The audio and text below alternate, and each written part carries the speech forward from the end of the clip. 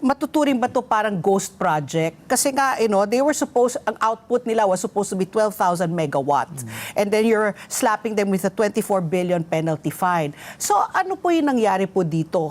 Wala siyang napatayo na solar farm at all, kaya hindi po makapagbigay ng 12,000 megawatts. So is this like a ghost project?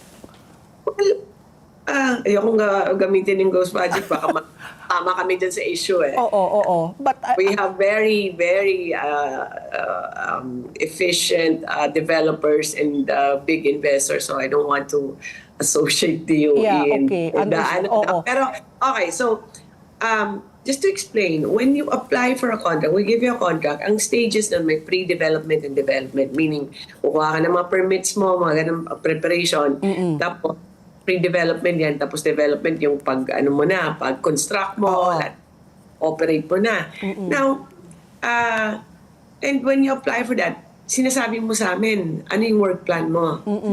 Year 1, year 2, ito yung gagawin namin, year 3. Actually, they never got to development stage or pre-development.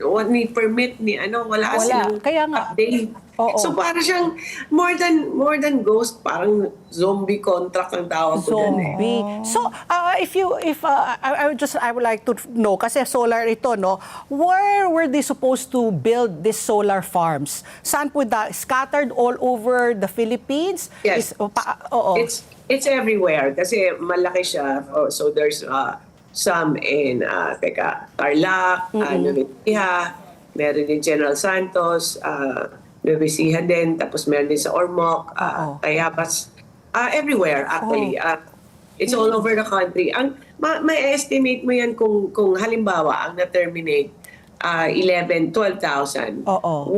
12,000 hectares. 1 megawatt is equivalent to 1 hectare. Okay. So, 12,000 hectares ang nareserba or nabakuran na ng mga kontrata na to. So, di ba? Naka-reserve na sa kanila yung area eh. So, hindi makapasok yung iba. Kasi they've been hoarding actually, contract and not doing anything. Sayang yung areas sayang yung potential ng Pilipinas.